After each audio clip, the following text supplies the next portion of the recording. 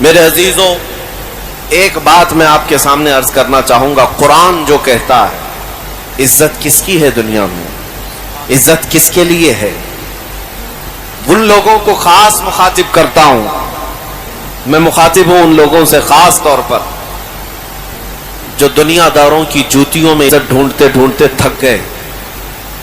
قرآن کہتا ہے وَلِلَّهِ الْعِزَّةُ وَلِرَسُولِهِ وَلِلْمُؤْمِنِينَ، عزت تو صرف اللہ کی ہے، رسول کے لیے ہے اور ایمان والوں کے لیے. کیا بات ہے. وَلَكِنَّ الْمُنَافِقِينَ لَا يَعْلَمُونَ، لیکن منافقین کو یہ بات سمجھ میں نہیں آتی. کیا بات ہے. ان کو ایسا لگتا ہے کہ گاڑی بنگلے اور تخت و تاج میں عزت ہے، لیکن میرے عزیزو حقیقت میں عزت میرے مصطفیٰ کے قدموں میں ہے. سبحان اللہ سبحان اللہ. نبی پاک صلی اللہ علیہ وسلم سے جو وابستہ ہوا اس کی عزت کا حال یہ ہے کہ وہ صرف جیتے جی لوگوں پر حکومت نہیں کرتا، انتقال کر بھی جائے، صدیاں بیت جائیں، لیکن لوگوں کے دلوں پر سے اس کا راج ختم نہیں ہوتا. کیا ہم نے آج امام عشق و محبت کی حکمرانی اپنے دلوں پر محسوس نہیں کی ہے؟ 100 سال گزر گئے بریلی کے امام کو انتقال کیے ہوئے، لیکن ہر مجمع میں اعلیٰ حضرت زندہ نظر آئے. کیا بات ہے. واہ واہ واہ. اس کی وجہ کیا ہے؟ وجہ یہ نہیں ہے کہ پٹھان خاندان کے ایک بڑے رئیس تھے، زمیندار تھے، نہیں. اعلیٰ حضرت ہر مجمع میں آج اس لیے زندہ ہے کہ وہ فنا فی الرسول تھے. میرے آقا کے قدموں میں انہوں نے عزت ڈھونڈی، اس لیے مولا کریم انہیں ہمیشہ کے لیے عزت سے نوازا. اے سنی مسلمانوں، آپ سے بھی میں یہ کہوں گا، آدھے تیتر آدھے بٹیر بن کر کے جو لوگ یہ سمجھتے ہیں کہ ہمیں کامیابی مل جائے گی، تم کبھی داڑیاں چلا کر ٹوپیاں چھپا کر کچھ لوگوں کی خوشامدی اور کچھ لوگوں کو راضی کرنے کی کوشش کرتے ہو، میں سیکولر بن جاؤں گا، وہ بھی مجھے اچھا کہیں گے، یہ بھی مجھے اچھا کہیں گے. تم کہیں کے نہیں رہ جاؤ گے، ادھر کے بھی نہیں ادھر کے بھی نہیں. یہ ظالم دنیا تمہیں کبھی بھی وفا نہیں دکھائے گی.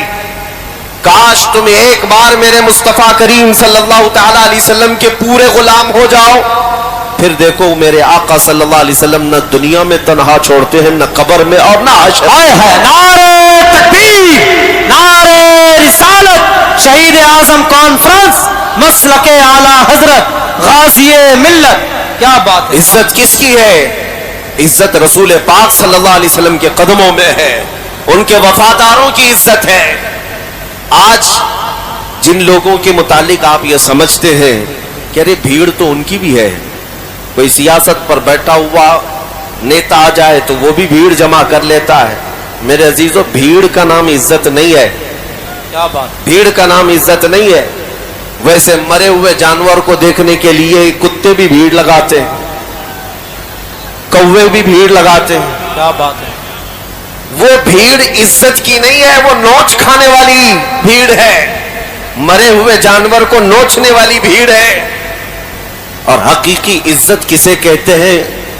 شاید یہاں دیکھی ہوئی آنکھیں موجود ہوں گی، حضور تاج الشریعہ بدر. سبحان اللہ سبحان اللہ. زندہ باد زندہ باد. میرے عزیزو، وہ سوشل میڈیا کے قاضی القضات بھی نہیں تھے. میرے عزیزو، ہاں مجھے بتایا شیش گڑھ والوں نے کہ حضور تاج الشریعہ رحمت اللہ تعالی علیہ اس میدان میں تشریف لائے. سبحان اللہ سبحان. اور میں جب یہاں آیا ہوں تو ان کا ایک ادنا غلام بن کر کے آیا. سبحان اللہ سبحان. اور میرے پاس جو نسبت ہے زندگی بھر فخر کرنے کی، وہ انہی قدموں کی نسبت سے. سبحان. الحمدللہ میں نے عزت دیکھی ہے بڑے بڑوں کی. اگر کوئی یہ سمجھتا ہے کہ بہت گورے ہونے کی وجہ سے لوگ عزت کرتے تھے تو یہ تمہاری خام خیالی ہے. عراق میں، ترکی میں، شام میں، مصر میں گورے لوگ کم نہیں ہیں، بہت حسین و جمیل لوگ ہیں. میں بریلی شریف میں جانتا ہوں شیخ عمر سلیم الاعظمی، امام اعظم ابو حنیفہ رحمت اللہ علیہ کی اولاد میں سے. وہ تقریباً 3 مہینے تک یہیں بریلی میں تھے. بڑے خوبصورت، ان کا چہرہ تو سیب کی سرخی کی طرح. لیکن ہم نے دیکھا کہ حضور تاج الشریعہ جب نماز کے لیے کبھی وہاں مصلی بچھا کر کھڑے ہوتے، وہ کافی دیر تک نماز ختم ہونے تک ٹکٹکی باندھ کر دیکھتے رہتے. کیا عراق میں اور علماء نہیں تھے؟ کیا عراق میں بڑے خوبصورت لوگ نہیں ہیں؟ انہوں نے جو خود ہم سے کہا تھا وہ بات میں آپ کے سامنے رکھتا ہوں. اور شیخ عمر سلیم العظمی نے کہا تھا کہ بیٹا ہم ان کو جو دیکھتے ہیں یہ ہمارے اختیار میں نہیں ہے، خود ان کا حسن ہماری اپنی طرف ہمیں کھینچتا ہے۔ اور پھر انہوں نے کہا یہ حضور پاک صلی اللہ تعالی علیہ وسلم کے سچے عشق کی برکت ہے جو سینہ ان کا لبالب بھرا ہوا ہے۔